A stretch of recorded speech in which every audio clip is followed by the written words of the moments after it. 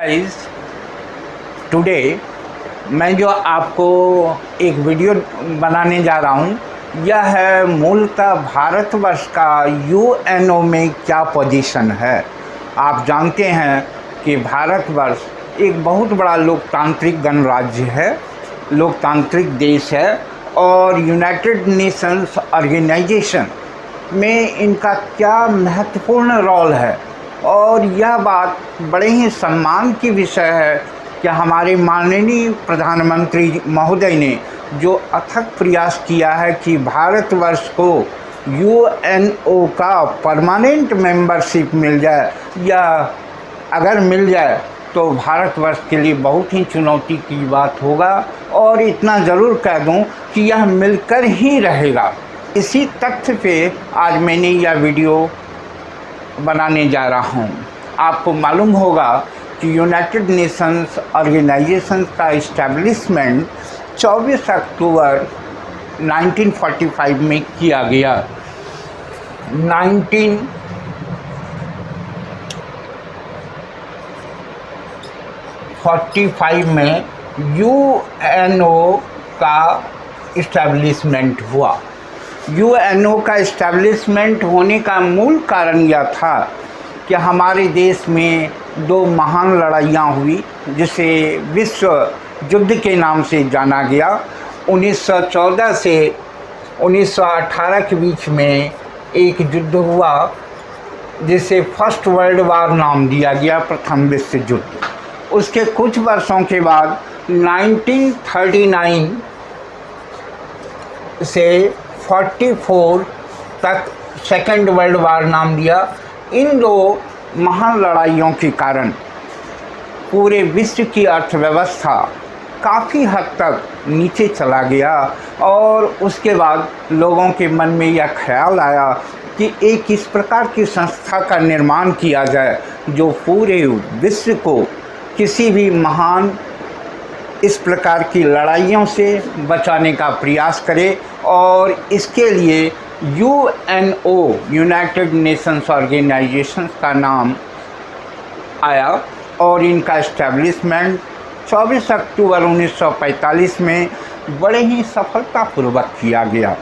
यह बात सही है कि इसका प्रमुख उद्देश्य पूरे विश्व में शांति बहाल करना है, क्योंकि नागासाकी की घटना जो वहाँ पे बम ब्लास्ट किया गया उसको हम लोग भुला नहीं सकते। अभी भी वहाँ के लोग इस घटनाओं से जूझ रहे हैं और वहाँ पे जो अभी भी नवजात बच्चे आ रहे हैं वह जो है शारीरिक रूप से विकलांग हो रहा है। इसलिए यूएनओ में आपको यह बता दूं कि यह सबसे बड़ा पावर के रूप में उभरा हुआ है जिसे यूनाइटेड नेशंस नाम दिया गया है। इसके पांच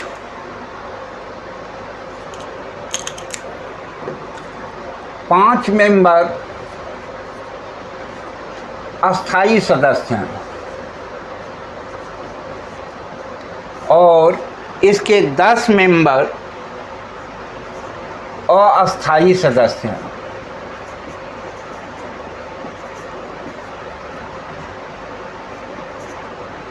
अब इनमें फ़र्क क्या है कि अस्थाई सदस्य यह हर एक 2 वर्षों के लिए बनाया जाता और अस्थाई सदस्य यह सिर्फ 5 हैं। उन 5 को किस कारण से अस्थाई सदस्यता मिली है और यह एक बहुत ही महत्वपूर्ण विषय है।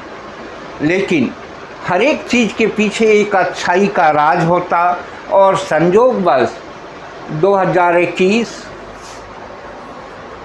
और 22 के बीच भारतवर्ष को यूनाइटेड नेशंस ऑर्गेनाइजेशन में अध्यक्षता करने का पद मिला है और इसके लिए हमारे प्रधानमंत्री महोदय बहुत ही सशक्त भूमिका निभा रहे हैं और उनके नेतृत्व में यह उम्मीद है कि जो कमी रह गया है वह कमी भी दूर हो जाएगा। अब सबसे पहले यह समझ लें कि 30 वर्षों से भारतवर्ष लगातार प्रयास कर रहा है कि यूएनओ के सदस्यता इन्हें मिल जाए, परमानेंट मेंबरशिप मिल जाए। परमानेंट मेंबरशिप सिक्योरिटी काउंसिल को दिया गया है, जिसे दुनिया का सबसे बड़ा पुलिस मैन के रूप में देखा जाता। सुरक्षा करना इनका प्रमुख अंग है, प्रमुख कार्य है, और यह सिर्फ 5 कंट्री को सौभाग्य प्राप्त है, जैसे कि वीटो पावर, निषेधाधिकार हिंदी में कहते हैं, और यह बोलें दूसरे शब्दों में यह कर सकते हैं कि दुनिया में मैं कुछ भी कर सकता हूँ, मेरा कोई मना ही नहीं कर सकता। अब आपको ये दिमाग में यह सवाल होगा कि वह 5 कंट्री कौन कौन है। इसे ज़रा आप समझ लें। संयुक्त राज्य अमेरिका, जिसे यूएसए नाम दिया गया, उसके बाद फ्रांस है, ब्रिटेन है, रसिया है, और 5th नंबर चाइना है। इन सभी को वीटो पावर दिया गया है। वीटो पावर का मतलब है, जैसा कि हम सभी जानते हैं कि यूएनएम में टोटल 193 मेंबर्स हैं, 193 मेंबर हैं, और 193 मेंबर में किसी भी रिजोल्यूशन को पास कराने के लिए 121 कम से कम बहुमत प्राप्त होना चाहिए। उतना मत मिलने के बाद भी वह बिल के रूप में पास हो सकता है। लेकिन ये 5 मेंबर जिसे परमानेंट पावर प्राप्त है, जिसे परमानेंट मेंबरशिप प्राप्त है, इनको एक विशेष पावर है जिसे वीटो पावर कहते हैं। इन पावर के चलते यह कुछ भी कर सकता, किसी भी मीटिंग की कार्यवाही को रोक सकता, कोई भी आदमी इसमें ऑब्जेक्शन नहीं करेगा, और वह होगा भी नहीं।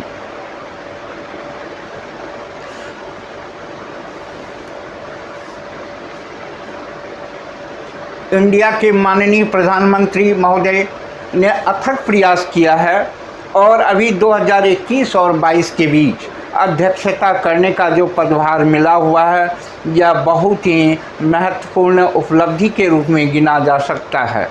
आपको एक चीज़ बता दूं कि 1959 में चीन ने तिब्बत पर हमला किया। इसके विरुद्ध में एक आवाज़ सुरक्षा परिषद में उठाया गया, लेकिन चाइना ने कहा कि मेरे विरुद्ध उठाएगा, मैं तो स्वयं वीटो। अब वीटो बोलने का मतलब ही है कि वह पावर आगे नहीं बढ़ाया जाएगा। यही वीटो का मतलब है कि वह कुछ भी कर ले, दादागिरी, जिसे खुले शब्दों में कह दें कि दादागिरी का पावर मिल जाता है इन 5 कंट्री को, और ये 5 कंट्री अपना विश्व में कुछ भी कर सकते हैं। अब मूल रूप से एक प्रश्न उठता है कि आखिर में यूनाइटेड नेशंस ऑर्गेनाइजेशंस के सिक्योरिटी काउंसिल का वीटो पावर भारतवर्ष को क्यों दिया जाए। इसके लिए प्रमुख ग्राउंड इस प्रकार हैं कि जैसा कि मैं अभी पहले बोला हूं कि यूनाइटेड नेशंस ऑर्गेनाइजेशन की स्थापना सन 1945 में किया गया, और दुर्भाग्यवश उस समय भारतवर्ष गुलामी की बेड़ियों से जकड़ा हुआ था, जिसके कारण इन्हें परमानेंट मेंबरशिप नहीं मिला। 1947 में जैसे ही भारतवर्ष स्वतंत्र हुआ, इन्होंने अपना यूएनओ से हमेशा सिक्योरिटी काउंसिल के परमानेंट मेंबर बनने का बार बार आवेदन दे रहा है, इस संदर्भ में प्रयास कर रहे हैं। उसके बाद 1947 में भारतवर्ष यूएनओ के यानी मेंबर बन गए, और अन्य देशों को, सबसे महत्वपूर्ण बात यह है कि अन्य देशों को भारतवर्ष ने प्रेरित किया कि आप यूनाइटेड नेशंस ऑर्गेनाइजेशन से जुड़ जाओ, क्योंकि यह हम लोगों की भलाई के लिए है। नंबर 3rd रीज़न, भारतवर्ष प्रजातांत्रिक देश है, इससे बड़ा प्रजातंत्र कहीं नहीं है, और इन्हीं की भावनाओं से प्रेरित होकर रसिया ने लिया, और जितने भी कंट्री हैं वह भारतवर्ष से ही प्रजातंत्र की गुण ले रहे हैं।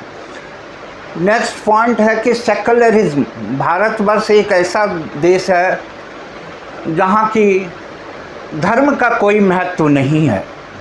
हिंदू, मुस्लिम, सिख, ईसाई सारे यहाँ बड़े मिलजुल कर बहुत ही आराम से रह रहे हैं, जिसका कि मैं समझता हूँ अन्य किसी देशों में उदाहरण देखने को नहीं मिलता। आप हाल फिलहाल देख लें पाकिस्तान, वहाँ पे जो भी हिंदू हैं किस रूप में हैं, यहाँ पे कोई भी मुस्लिम भाई है वह हमारे लिए भाई के समान है। उनके लिए हमेशा सौहार्दपूर्ण वातावरण रहता, चाहे वह ईद उल फितर का हो, ईद उल जुहा का हो या मुहर्रम का हो, चाहे मेरा भी दशहरा दिवाली क्यों नहीं हो, सभी भाई हम लोग एक दूसरे से मिलते जुलते हैं और अपना जो है विश्व बंधुत्व की भावना को भारतवर्ष ने बनाए रखा है। उसके बाद नेक्स्ट है पीस। भारतवर्ष की मूलभूत धारणा वसुधैव कुटुंबकम। हमारे यहाँ जो भी अतिथि आ जाए पहले उनका सम्मान होगा। उन्हीं भावनाओं से ग्रसित होकर हम लोगों ने हमेशा अपने अतिथि को बढ़ावा दिया है। यह बात सही है कि हमारे देश में जो अल्पसंख्यक हैं उन्हें कुछ आरक्षण दिया गया, जिसका कुछ लोग गलत ढंग से समझते हैं। यह बात नहीं है। आरक्षण देने का प्रावधान है कि सभी को अपने जीवन में विकास करने का समुचित सम्यक अवसर मिले। वह भी आरक्षण की नीति से सभ्यता की एक मंच पर आ सके। और हमारे माननीय प्रधानमंत्री महोदय ने इस बार तो ऐसा किया कि जितने भी गरीब वर्ग के लोग हैं, चाहे वह किसी जाति का हो, पात का हो, उनको भी आरक्षण देने का प्रावधान इन्होंने कर दिया है। उसके बाद नेक्स्ट है टेररिज्म। अभी हाल फिलहाल यूएनए की मीटिंग में हमारे माननीय प्रधानमंत्री महोदय, जिसमें कि तालिबान की घटना है, जिन्होंने अफ़गानिस्तान को बिल्कुल उनके घर में घुसकर बेनकाब कर दिया और उनके अधिकृत ज़मीन पर अनाधिकृत कब्जा कर लिया। इन्होंने अपने भाषण में कहा कि किसी भी हालात में तालिबान को मान्यता नहीं दिया जाएगा।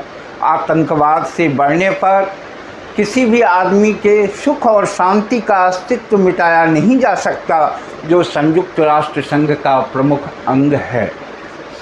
उसके बाद WHO, वर्ल्ड हेल्थ ऑर्गेनाइजेशन, इनका मूल उद्देश्य यह है कि लोगों को बेहतर से बेहतर जीवन की सुविधाएं प्रदान किया जाए। भारतवर्ष इसमें अग्रणी है, चाहे वह मलेरिया की दवाई हो, चाहे वह कोरोना की दवाई हो या किसी भी प्रकार के एस्ट्रोजेनिक जितनी भी दवाइयाँ हैं, उन सभी की दवाइयों में भारतवर्ष अपना अहम रोल कर रहा है। इसलिए भारतवर्ष को सुरक्षा परिषद का अस्थायी सदस्य बनाना बिल्कुल ही युक्ति संगत है। और रिलेशन, जहाँ तक रिलेशन की बात है, हमारा किसी भी देश से बहुत ही, हमारा मतलब भारतवर्ष का, चाहे वह अफ़गानिस्तान हो, बांग्लादेश हो, श्रीलंका हो, भूटान हो, मालदीव हो, रशिया हो, अमेरिका हो, उनके साथ हमारा संबंध हमेशा बहुत ही अच्छा रहा है। चाहे वह वैज्ञानिक क्षेत्र में हो, औषधि के क्षेत्र में हो, दवाई के क्षेत्र में हो या चिकित्सा के क्षेत्र में हो। इन सभी कारणों से इंडिया को सिक्योरिटी काउंसिल में परमानेंट मेंबरशिप मिले और यह वीटो पावर के लायक है। लेकिन मैं यह समझता हूं कि इंडिया को वीटो पावर नहीं मिलने का मेन कारण क्या है, क्यों नहीं दिया जा रहा है, जबकि वहां पर हमारे ज़बरदस्त प्रधानमंत्री, जो कि विश्व के प्रधानमंत्रियों में से एक माना जा सकता है, इसमें कोई संशय नहीं है, प्रतिभा गुणों से संपन्न, देश की सम्यक विकास की भावना को लेकर प्रेरित हैं, जो अपने आप को स्वयं एक चौकीदार बताकर देश का काम कर रहे हैं, जिनका अपना निजी संपत्ति कुछ नहीं है, वह अपने देश के विकास के लिए काम कर रहे हैं। इनमें मेन कारण NPT हो सकता, न्यूक्लियर प्रोलिफरेशन ट्रीटी, जो कि 1968 में किया गया। उसमें भारतवर्ष ने अपना हस्ताक्षर नहीं किया है। NPT का मतलब है कि भारतवर्ष परमाणु बम नहीं रह सकता। हमारे पास परमाणु बम है, लेकिन इतना ज़रूर है कि भारतवर्ष पहले यूज़ नहीं करेगा। अगर भारतवर्ष पे किसी ने आक्रमण किया तो उससे बचने के लिए भारतवर्ष अपना एटॉमिक बम का प्रयोग कर सकता। सीटीबीटी जिसे नाम दिया गया है कॉम्प्रिहेंसिव टेस्ट बैंड ट्रीटी, वह समझौता इन्होंने अंडरग्राउंड किया। उसका प्रमुख लक्ष्य यह था कि या नहीं ज़मीन पे किया जाएगा, नहीं वायु में किया जाएगा। तो इसके लिए उस समय हमारे जो प्रधानमंत्री थे उन्होंने बड़ा ही अहम रोल निभाया और कलाम साहब ने एक बहुत ही महत्वपूर्ण विचार दिया, ठीक है सीटीबीटी का उल्लंघन नहीं करेंगे, अंडरग्राउंड बना के वहाँ पे हम साइन कर देंगे, ना ज़मीन पे होगा ना वह वायु में होगा। और सीटीबीटी हम लोगों ने किया। जम्मू कश्मीर का इशू नेक्स्ट नंबर है। बार बार पाकिस्तान कश्मीर का इशू जम्मू कश्मीर यूएनओ में उठाते हैं, जबकि यूएनओ के चार्टर में यह बात लिखा गया है कि यहाँ पर अंतर्राष्ट्रीय मुद्दा का ही विश्लेषण किया जाएगा। कश्मीर भारत का अभिन्न अंग है और इस बात की कतई कोई चर्चा नहीं किया जाएगा। और वही हुआ, कश्मीर पे हमारे माननीय प्रधानमंत्री ने जो प्रयास किया वह सराहनीय है।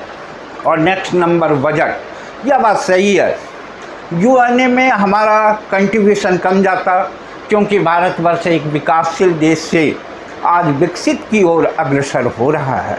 यह बात सही है। डिजिटलाइजेशन और जितने भी अथक प्रयास किए गए, अगर यह प्रयास जारी रहेगा तो भारतवर्ष एक दिन बहुत ही सुसभ्य, सुसंगठित और विकसित देशों की संख्या में नंबर 1 रहेगा।